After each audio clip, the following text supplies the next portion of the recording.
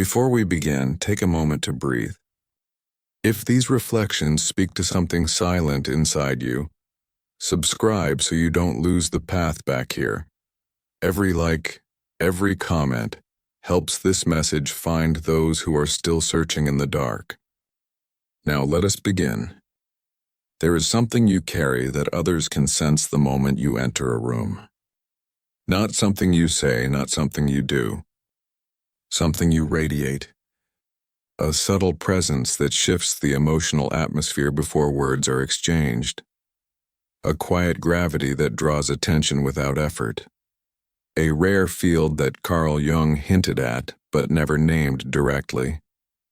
Jung discovered that true empaths do not merely feel emotions. They emit what he described as the wounded healer frequency, an energetic signature forged through pain, refined through endurance, and unconsciously perceived by others. This aura is not born from innocence. It is not the product of naive kindness. It is the result of psychological alchemy. In his private journals, Jung wrote about individuals whose presence alone could calm rooms, unsettle egos, expose hidden tensions, or awaken buried grief, without speaking a single word. These people did not try to heal. They did not try to influence, yet influence followed them. Jung observed that this empathic field operates on multiple layers at once. On one level, it comforts. On another, it destabilizes. It offers safety to the wounded and confrontation to those who survive through masks. This is why the same empath can be described as healing by one person and overwhelming by another. The most dangerous part, Jung realized, is not the aura itself. It is unconsciousness of it. When empaths do not understand what they carry, their field becomes an open signal, a lighthouse for energy vampires, manipulators, and those seeking relief without responsibility. Without awareness, the empath slowly disappears behind their own radiance. But here is what Jung uncovered, something modern psychology still resists admitting. This empathic aura is not a gift you were born with. It is a survival adaptation that transformed into something sacred. Jung believed the nervous system evolves in response to threat, and for many empaths, childhood was not emotionally safe. You learned to read the room before you learned to read words. You sensed mood shifts before voices changed. You monitored emotional weather because your safety depended on anticipation. This hyper-attunement rewired you. Your mirror neurons became hyperactive. Your limbic system became exquisitely responsive. Your entire nervous system became an emotional antenna. What protected you then became your power later. Modern neuroscience confirms what Jung intuited decades ago. Highly sensitive individuals process sensory and emotional information more deeply. Their brains activate awareness and empathy centers more intensely. But Jung went further. He observed that this neurological difference produces an energetic effect. Not mystical, psychological. An unconscious field others can feel but cannot explain. When you enter a room, something scans before you speak. Jung called this differentiated perception. But the empathic field does not merely receive, it transforms. Jung noticed that empaths unconsciously perform what he described as energetic archaeology, digging beneath surface behavior to uncover emotional truth people hide even from themselves. Your presence reads shadow, and that is where everything changes. Jung discovered something unsettling about the empathic field. It does not remain neutral. It activates whatever is unresolved in the people around you. This is why your presence feels soothing to some and intolerable to others. To understand this, Jung turned to his concept of the collective unconscious, the shared psychic layer beneath individual personality, where repressed emotions, instincts, and archetypes live. When an empath enters a space, Their field unconsciously attunes to what Jung called feeling-toned complexes, emotionally charged patterns that operate beneath awareness. Grief that was never processed, rage that was never permitted, fear that was never named. Your nervous system detects these signals instantly. Before logic, before language. This is the first phase Jung observed. The energetic scan. Without effort, without intention, your field maps the emotional terrain of the room. You sense who is fragile, who is hiding, who is performing, who is close to collapse. Then comes the second phase. Unconscious absorption. Because your psyche developed permeability for survival, you don't just perceive these emotional currents, you begin to carry them. Jung called this participation mistook, the unconscious identification with another's inner state. You feel their anxiety in your chest, their grief in your throat, their rage as pressure in your body. Not because you are weak, but because your system evolved to process emotional data at depth. And here is where Jung's insight becomes revolutionary. Your nervous system does not merely absorb, it transmutes. Through what Jung called the transcendent function, raw emotional material is unconsciously processed into meaning, insight, and coherence. This is why people feel lighter after being around you, why conversations with you bring clarity without advice, why silence with you feels relieving. Your field has metabolized something for them. But Jung warned, this alchemy only remains healing when it is conscious. When empaths are unaware of their alchemical nature, they stop transforming and start leaking. They become emotional sponges instead of psychological alchemists. And this is where danger enters. Jung observed that empathic fields create archetypal attraction patterns. Not everyone who approaches you comes to heal. Some come to feed. He identified several archetypes unconsciously drawn to empathic auras. The wounded child. Individuals carrying unhealed childhood pain sense your capacity to witness suffering without judgment. They are drawn to the safety your presence promises, often without intention to heal themselves. The shadow projector. Those who have disowned parts of themselves unconsciously seek someone to carry what they refuse to feel. Your field becomes a repository for their rejected emotions. And then, there is the most dangerous archetype, the energy vampire. Jung described these as psychological parasites, individuals whose empathic development was arrested. Unable to self-regulate emotionally, they survive by feeding on the emotional labor of others. They do not want healing, they want relief without responsibility. But Jung also observed positive archetypes drawn to empathic fields. The conscious seeker. People actively engaged in their own inner work recognize your presence as a mirror, not a crutch. The individuating soul. Those ready to integrate their shadow feel permission around you to feel deeply without shame. Here's the paradox. Your aura attracts both. Without discernment, empaths exhaust themselves trying to transform people who are not ready to transform. This is why you may notice a pattern. You attract the deeply spiritual and the deeply wounded.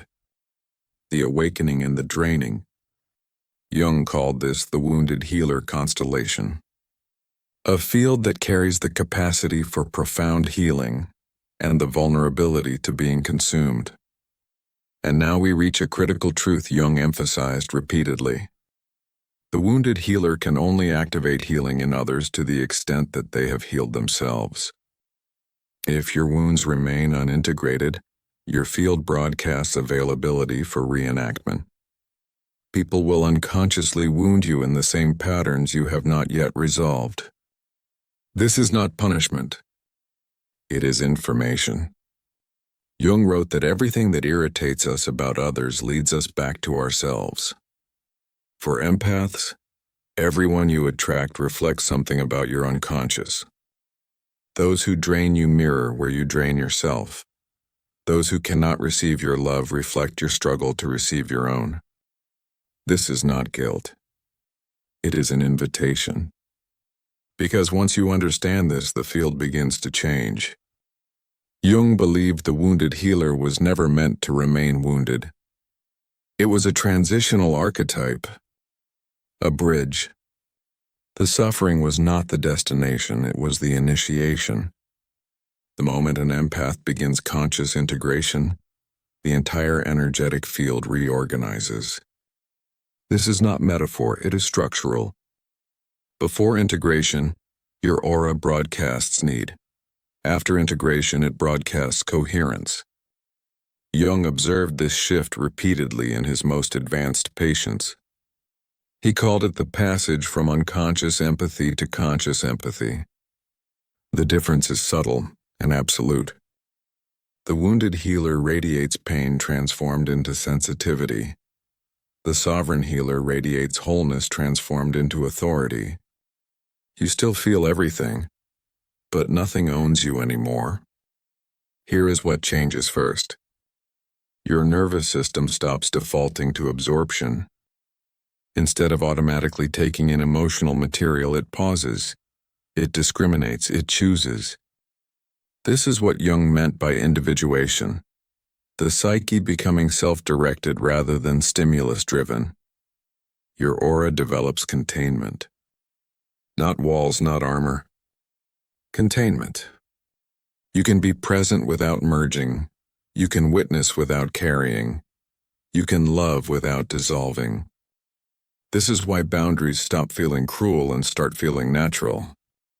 They are no longer behavioral strategies, they are energetic facts. Jung noted that once this shift occurs, the attraction pattern changes dramatically. Energy vampires lose interest, they feel no access point. Trauma dumpers sense resistance without confrontation. Their stories no longer hook into your system. Manipulators feel exposed. Your calm disrupts their scripts. Not because you confront them, but because your field no longer responds. Meanwhile, a different class of people begins to appear. Those who have done their work. Those who can sit with depth without demanding rescue. Those who experience your presence as grounding rather than soothing. This is not coincidence. It is resonance. Jung wrote that consciousness organizes reality around itself. As your internal structure integrates, your external world follows. But here is the most important change. You stop feeling responsible for other people's emotions. Not because you become indifferent, but because you finally understand what belongs to you and what does not. This distinction is liberation. Jung called it psychological sovereignty. The sovereign healer does not heal by effort, they heal by example. Their presence activates integration in others, or exposes resistance. Either way, the work is no longer yours. And this is where many empaths feel fear. Because power without guilt feels unfamiliar. When you stop rescuing, some people accuse you of changing. When you stop absorbing, some people feel abandoned. When you stop explaining, some people panic. But Jung was clear. These reactions are not evidence of cruelty. They are evidence of withdrawal symptoms. You removed yourself as a regulator of their unconscious. And systems resist losing regulation. The sovereign healer accepts this without drama. They do not justify. They do not argue. They do not perform goodness. They remain still. And stillness is destabilizing to unconscious systems. This is why your presence begins to feel intense to others. Not loud, not aggressive, but undeniable. Your energy no longer leaks, it radiates. Jung described this as integrated wholeness, a psychic signature that communicates authority without force. People feel it immediately. They may not know why they trust you, or why they feel uneasy, or why they suddenly reflect on themselves. But something in them recognizes structure, and structure is rare. This is the moment you stop being a wounded healer and become a sovereign one. Not because you hardened, but because you unified. Your sensitivity did not disappear. It became disciplined. Your empathy did not shrink, it became selective. Your depth did not fade, it became stable. And now your aura does something different. It no longer processes pain for others. It invites others to process their own. And that changes everything. Jung discovered that once the empath becomes sovereign, their aura no longer absorbs, it reflects. This is what he called the mirror effect. And it explains something empaths experience their entire lives but rarely understand. Why some people feel calm, safe, and deeply seen in your presence, while others become irritated, defensive, or subtly hostile for no clear reason. The difference has nothing to do with you. It has everything to do with their relationship to their own unconscious. When a conscious person encounters your integrated aura, something gentle happens. They feel recognition. Your presence reflects their own inner alignment. They feel understood without explanation, held without dependency, seen without exposure. These are the people who say things like, "I feel grounded around you. I don't know why, but I can be myself with you. Being near you makes things clearer." This is resonance. Jung called it mutual individuation, two psyches capable of depth recognizing each other without threat. But when an unconscious person encounters your aura, something very different occurs. They feel exposed. Not because you reveal anything, but because your presence removes the veil they depend on to avoid themselves. Your stillness reflects their chaos. Your boundaries reflect their lack of them. Your clarity reflects what they have been avoiding. And this creates anxiety. Jung described this as shadow activation. When the unconscious is mirrored back without distortion, the ego feels endangered. Most people do not want to be seen clearly. They want to be seen selectively. They want affirmation without examination, connection without accountability, comfort without change. And when they encounter someone whose aura does not participate in illusion, their nervous system reacts. They may criticize you, call you distant, say you've changed, accuse you of being cold, arrogant, or intense. But Jung was precise. These reactions are projections. They are not responses to who you are. They are defenses against what you reflect. Your presence confronts them with a choice they are not ready to make. Integrate or attack the mirror. Most choose attack. This is why empaths often experience sudden reversals in relationships after integration. People who once relied on you now feel threatened. People who once praised your kindness now resent your boundaries. People who felt safe projecting onto you now feel destabilized. Nothing you did caused this. What changed was your participation. You are no longer unconsciously agreeing to carry what is not yours. Jung observed that unconscious systems require willing containers. When the container withdraws, the system destabilizes. And instability seeks resolution. Some people grow, some people leave, some people escalate. The escalation phase is especially important to understand. When unconscious individuals sense loss of control, they intensify behavior. They test boundaries. They provoke reactions.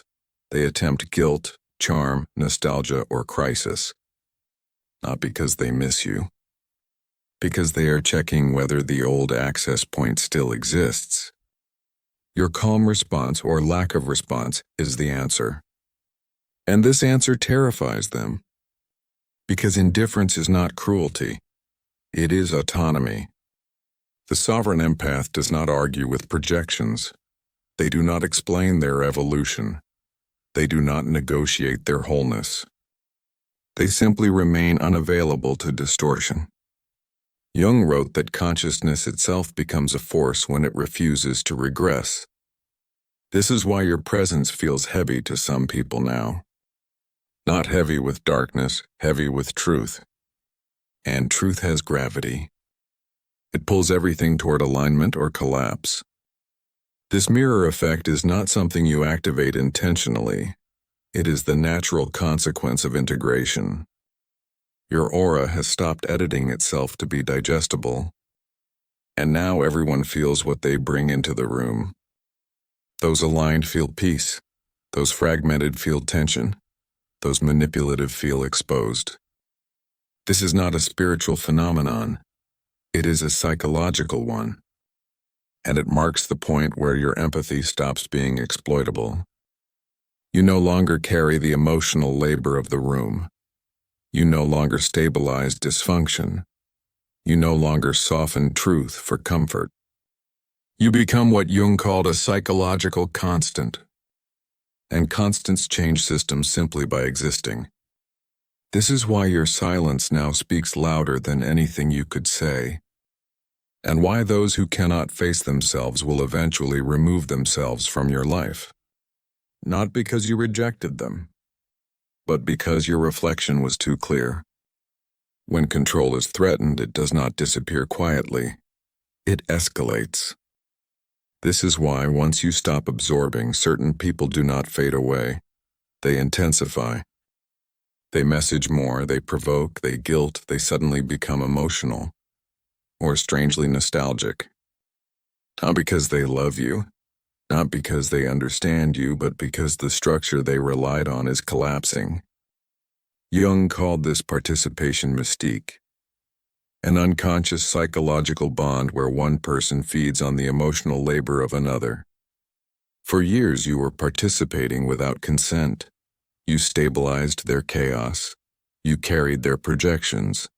You made their inner disorder manageable. And when that stops, they feel it immediately. But they cannot name it. All they know is that something essential is gone. This is when manipulation escalates. First comes confusion. You've changed. You're different lately. What happened to you? This is not curiosity. It is a diagnostic probe. They are checking whether the old access point still exists. If confusion fails, guilt appears. I guess I don't matter to you anymore. I thought you were kinder than this. After everything I did for you.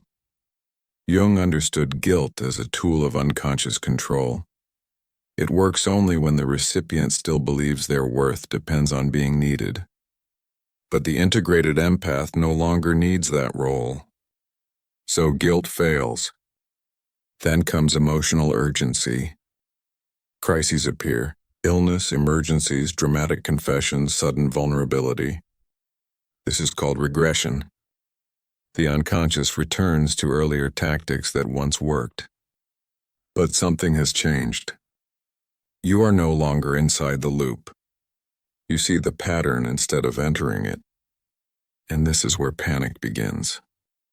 When manipulation no longer triggers reaction, the manipulator loses orientation. Jung observed that unconscious people rely on others to regulate their internal states. When that regulation is removed, anxiety surfaces. Not remorse, not insight. Anxiety. Because control is not about power. It is about avoiding inner chaos. And now that chaos is returning to them.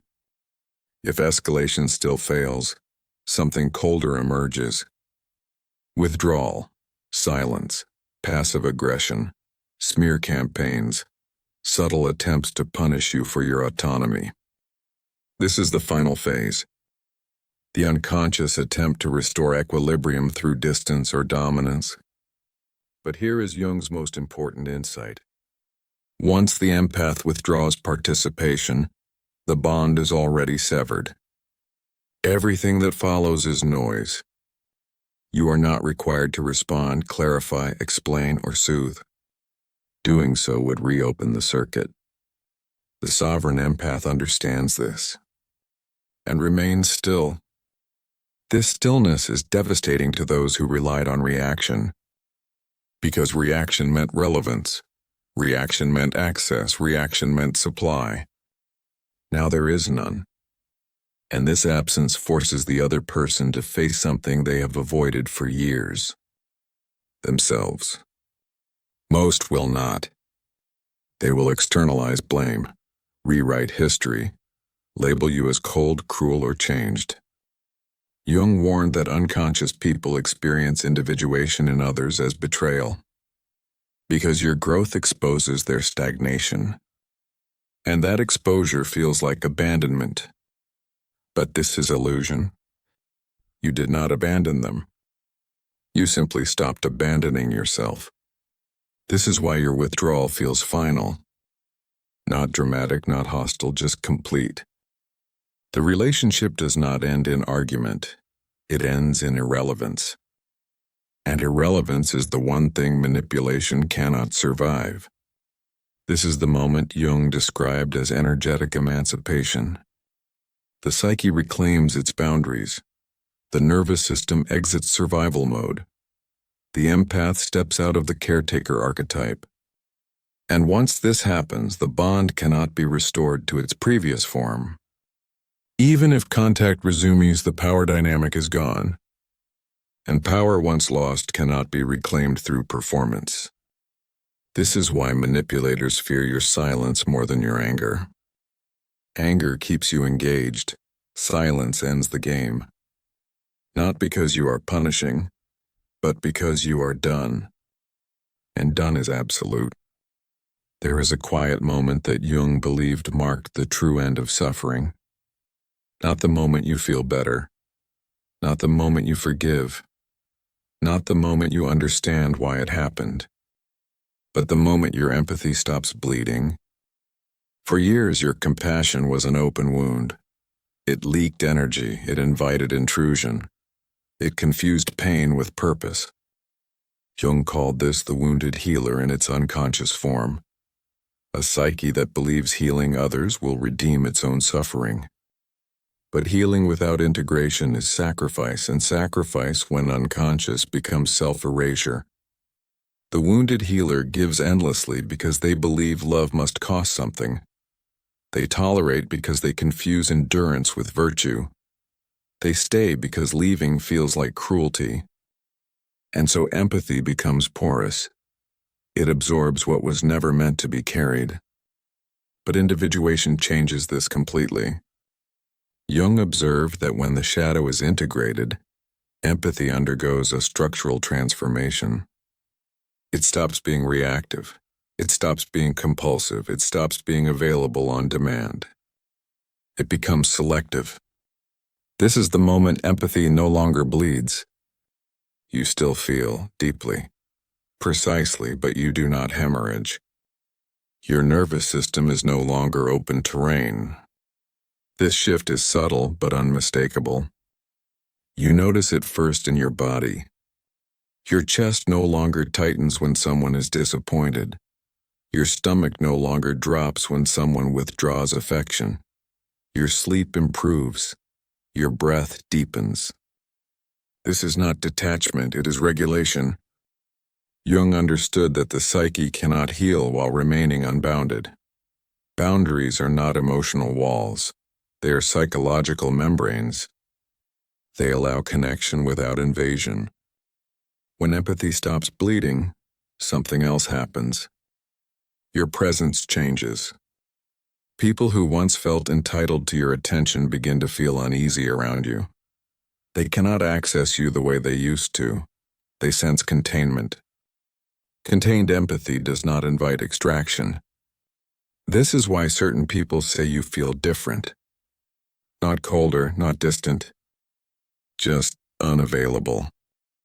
But unavailable to what? To unconscious demand, to emotional dumping, to unreciprocated labor.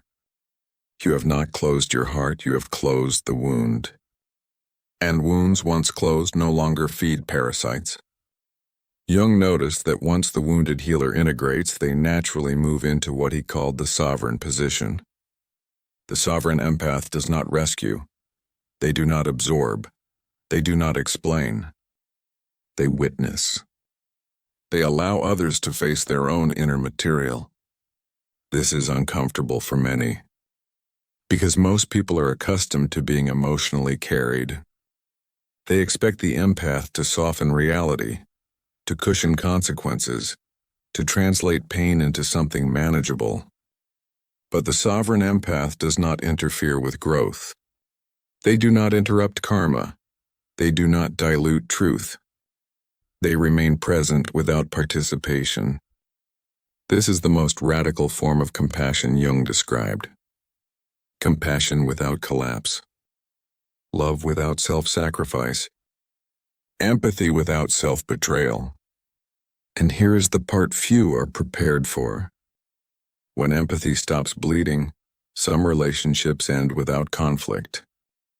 They simply lose their fuel. There is no argument, no explanation, no final conversation. Just distance. And distance reveals truth. Some bonds existed only because you were leaking energy into them. Once the leak is sealed, the structure collapses. This is not loss. It is correction. Jung believed the psyche seeks balance above all else. When imbalance is corrected, systems that depended on distortion dissolve. You do not grieve these endings the way you once would have, because grief requires attachment, and attachment requires illusion, the illusion that it was mutual. The sovereign empath sees clearly. They recognize which connections were nourished by reciprocity and which were sustained by self-abandonment, and they let the latter go without ceremony. This does not harden you. It clarifies you. You become quieter, not withdrawn, but less available to noise. Your empathy is no longer a doorway anyone can walk through. It is an invitation, and not everyone receives one. This is the moment Jung considered true healing. Not relief, not happiness, but wholeness. When you can feel deeply without dissolving. When you can love fully without disappearing. When your empathy serves consciousness, not compulsion. This is the end of the wounded healer, and the beginning of something far more stable.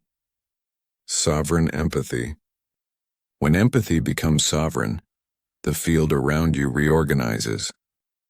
Jung observed that psychological integration does not happen silently. It emits structure, and structure alters attraction. The sovereign empath does not project need, they project coherence. This coherence creates a new magnetic field. Not louder, not brighter. More stable. People feel it the moment you enter a room. But here is the paradox Jung documented. The more integrated you become, the more polarized the responses around you. Some people feel deeply calm in your presence. Others feel inexplicably unsettled. This is not personality, it is resonance. Your empathic field is no longer diffuse, it is centered. And centered energy acts like a tuning fork. Those who are aligned feel regulated. Those who are fragmented feel exposed. Jung called this the mirror effect of individuation. You no longer absorb the room reacts to you. Conscious individuals experience your presence as grounding. They feel permission to be authentic, to slow down, to feel without fear. They often say things like, "I feel clearer around you. I don't know why, but I trust you. I can think when you're here." This is resonance with integration. Your nervous system models safety, not performative safety, somatic safety. Unconscious individuals, however, experience something very different. They feel observed, not judged, seen. And being seen without control is threatening to an unintegrated psyche. Your calm reflects their chaos. Your boundaries reflect their lack of them. Your stillness reflects their inner noise. They may not know why they feel uncomfortable, but they will know they feel smaller. Jung warned that unconscious people often interpret this discomfort as hostility. They may label you cold, arrogant, detached, intimidating. Not because you changed toward them, but because you stopped regulating their internal state. The sovereign empath does not soothe anxiety that does not belong to them. This creates distance. Not intentional distance, energetic distance. People who depended on your emotional labor begin to drift away. They sense there is nothing left to extract. Others attempt to re-enter using old strategies. They test, they provoke, they guilt. They try to locate the wound. But the wound is no longer accessible. This is when the magnetic field stabilizes. Jung observed that sovereign individuals attract fewer people, but far more aligned ones. Quantity decreases, quality intensifies. Conversations deepen, silences become comfortable, reciprocity becomes natural. You no longer feel drained after connection. You feel restored. Because exchange has replaced extraction. This is the true function of the empathic field when integrated. Not to carry others, but to invite co-regulation. Not to absorb pain, but to reflect responsibility. And here is the crucial shift. Your empathy no longer scans for threat. It rests. Hypervigilance dissolves when safety becomes internal. You no longer read micro-expressions for danger. You read them for information. You no longer anticipate moods to survive. You observe them to understand. This is psychological maturity. Jung noted that this stage often feels strangely quiet, almost empty. Many mistake this for loss. But it is actually spaciousness. The nervous system is no longer occupied by constant monitoring. It has room to create, to imagine, to expand. This is why sovereign empaths often experience a surge in creativity, clarity, and intuitive precision. Energy once spent managing others returns home, and with it comes authority. Not authority over others, authority over self. You trust your perceptions. You act without justification.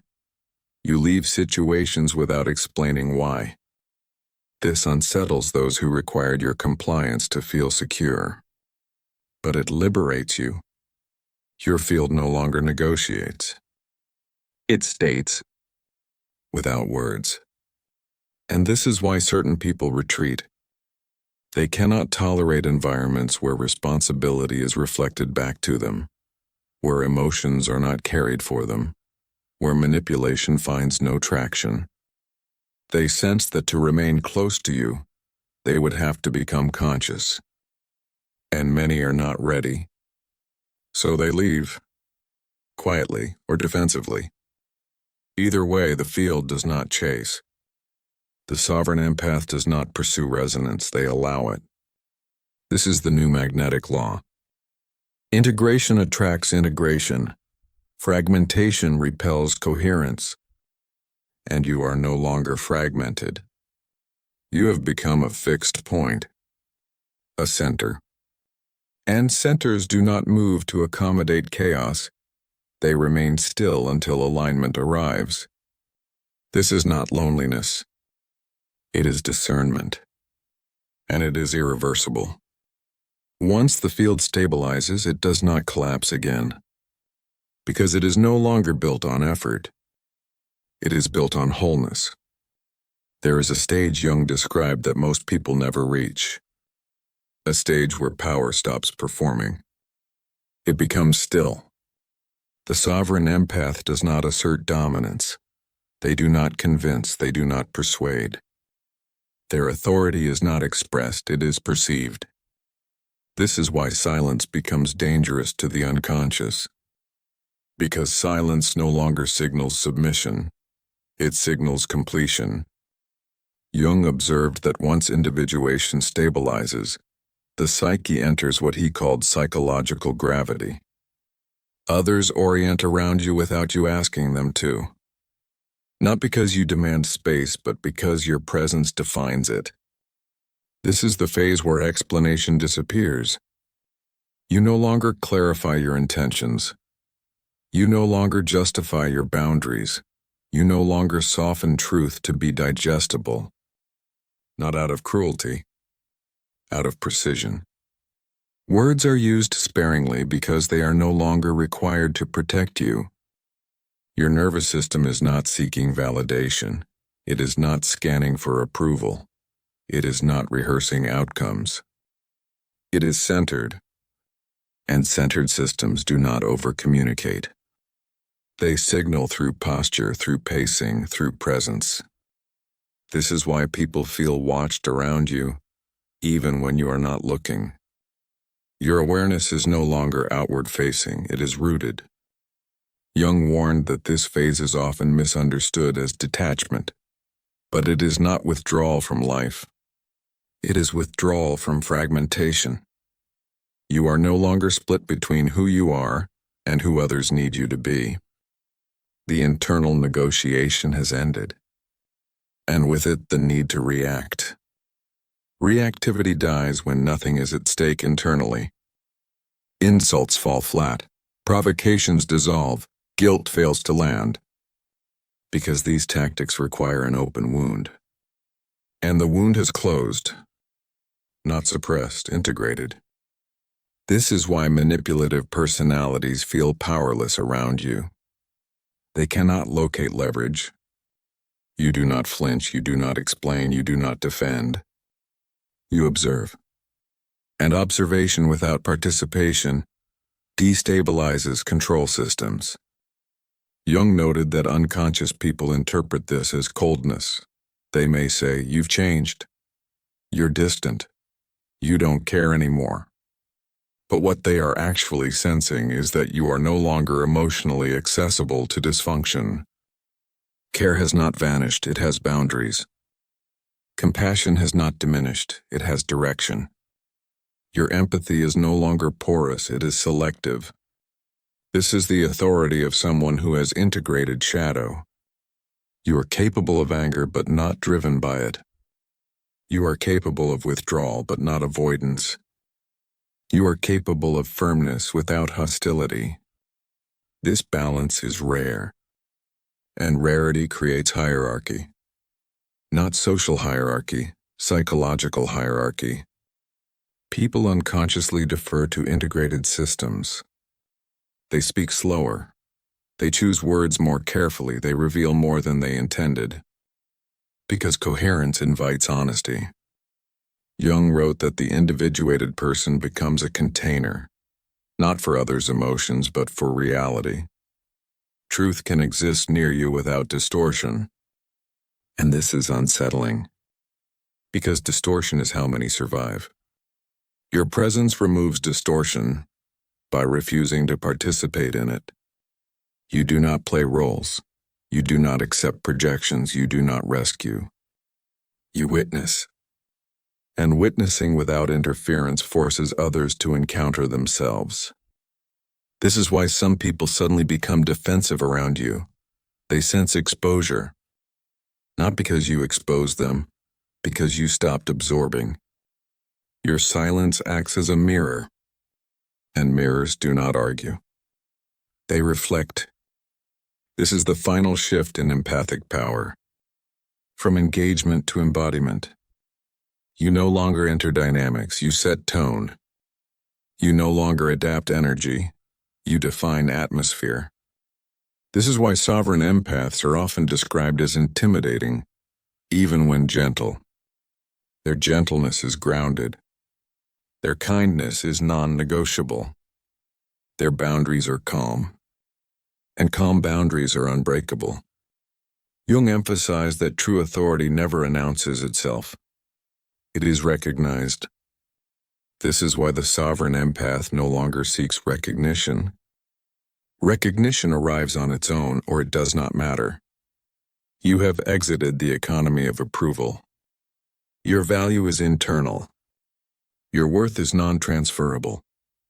Your peace is self-sustaining. This is why you no longer chase connection. You allow proximity. Those aligned remain. Those misaligned fall away. Not through conflict, through incompatibility. This is the silence that follows integration, not emptiness. Stability. And stability, once achieved, does not collapse, because it is no longer maintained by effort. It is maintained by truth. There is a final threshold Jung spoke about quietly, a point where the psyche becomes unreachable to manipulation. Not resistant, not defended. Unavailable. This is not emotional shutdown. It is energetic sovereignty. At this stage, access to you is no longer assumed, it is earned. And most people never qualify. Jung observed that unconscious dynamics survive on access. They require emotional entry points, triggers, hooks, unresolved needs. Once these collapse, control collapses with them. This is why the sovereign empath becomes untouchable without becoming cold. Nothing is frozen. Everything is integrated. Your emotions still exist. They simply no longer override your center. You feel anger, but it does not hijack your nervous system. You feel compassion, but it does not dissolve your boundaries. You feel sadness, but it does not collapse your structure. This balance creates what Jung called psychological impermeability. The psyche becomes a closed circuit. External chaos cannot penetrate because there is no internal resonance left for it to latch onto. Manipulation works through resonance, so does guilt, so does shame, so does fear. They require an answering vibration, and there is none. This is why manipulative people escalate when they sense this shift. They increase intensity, they dramatize, they provoke, they threaten withdrawal or affection, but nothing lands. Because you are no longer negotiating internally. Your yes is grounded, your no is final. Not rigid, clear. Jung warned that this phase often triggers mourning in both the individuated person and those who depended on their accessibility. You may grieve the old version of yourself, the one who explained, the one who overgave, the one who stayed too long. But that grief is clean. It does not loop, it completes. Others may grieve more violently. They feel abandoned, rejected, discarded. But what they are actually experiencing is the loss of entitlement to your emotional labor. You did not leave them. You left the role. And roles cannot be resurrected once consciousness removes them. This is why conversations with certain people feel shorter now. Not because you have less to say, but because there is nothing left to negotiate. You are not proving reality anymore. You are inhabiting it. Jung wrote that individuation ends the need for agreement. Truth no longer requires consensus. This is deeply unsettling to those who rely on confusion to maintain connection. Your clarity exposes their strategies without confrontation, and exposure without aggression is unbearable for unconscious systems. So they label you cold, detached, arrogant, selfish, changed. These labels are defenses. They are attempts to restore the old dynamic by redefining your evolution as a flaw. But definitions only work on those who still seek permission. You do not. Your nervous system no longer waits for response, it initiates choice. This is psychological adulthood. Most people never reach it. They remain relationally entangled, operating from unmet needs, fear of abandonment, or the compulsion to be understood. You have exited that terrain. Understanding is no longer required. Respect is sufficient. And respect is enforced by absence. Not punishment, not explanation. Distance. Distance is not cruelty, it is calibration. Your energy now organizes itself around truth, not tolerance. This is why you no longer feel drained after interactions. Because you are no longer leaking selfhood to maintain peace. Peace is internal. You bring it with you or you leave. This final stage is not dramatic. There is no announcement, no confrontation, no closure conversation. Those are behaviors of earlier stages. This stage is quiet. It looks like neutrality, but neutrality is power when it is conscious. You are no longer invested in outcome. You are invested in alignment. Jung said the individuated person lives as if guided by an inner compass. You no longer ask, will this upset them? You ask, is this true? And truth answers immediately. This is why your presence feels final to some people. They sense there will be no second chance, no reopening, no emotional renegotiation. And they are correct. Not because you are unforgiving, because forgiveness no longer equals access. Access is sacred now. It is given selectively to those who meet you in consciousness, not demand you in dysfunction. This is the end of the empathic wound cycle. Not healing, completion. You are not protected by walls. You are protected by wholeness. And wholeness does not need defense. It simply exists. This is psychological freedom. And it cannot be undone. Jung believed that individuation does not remove you from the world. It returns you to it without illusion. The sovereign empath does not disappear. They reposition. They no longer stand in the center of emotional storms. They stand at the axis.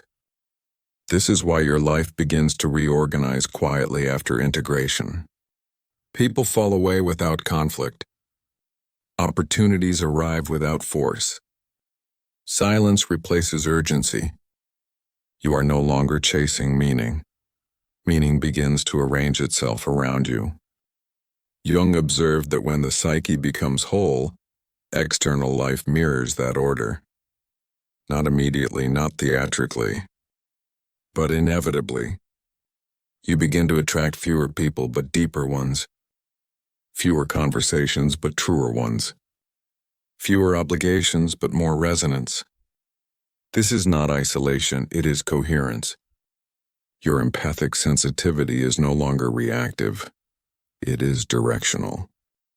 You choose where it flows. You choose who receives access. You choose when to engage and when to withdraw.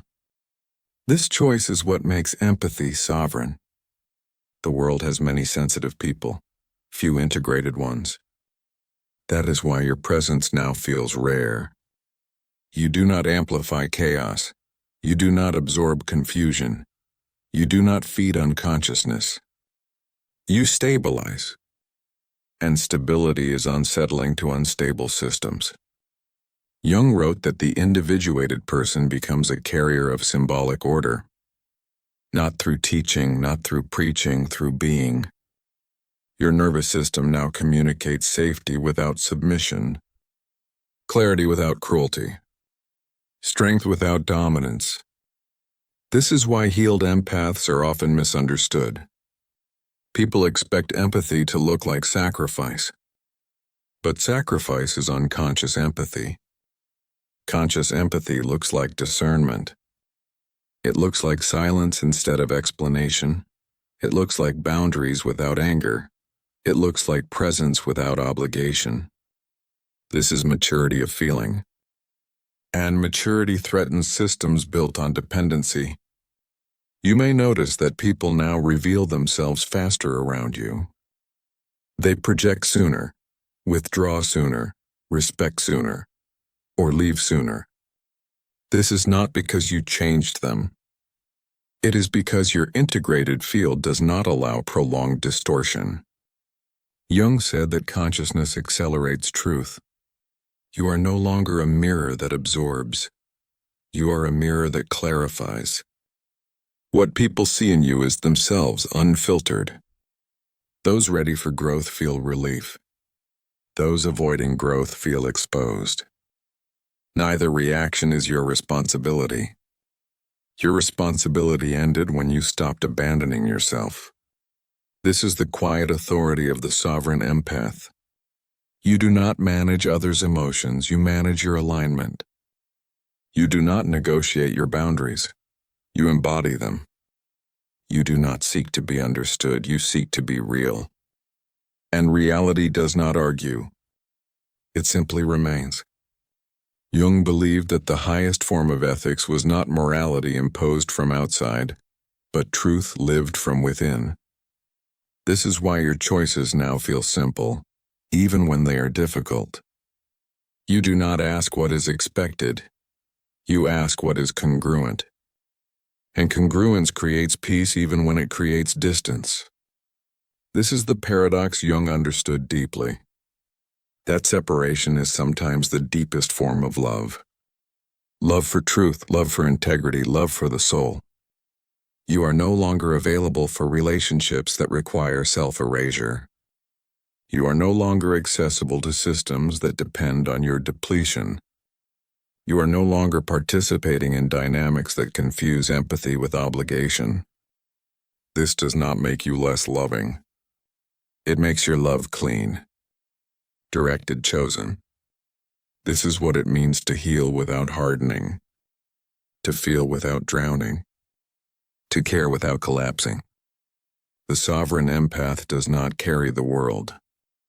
They stand within it whole. Jung wrote that the privilege of a lifetime is to become who you truly are. You have done that work, not by escaping darkness, but by integrating it. Not by rejecting sensitivity, but by mastering it. Not by becoming untouchable, but by becoming unmanipulable. This is the end of the wounded healer narrative, and the beginning of conscious presence.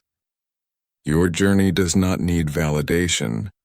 It does not need witnesses. It does not need permission. It only needs continuity.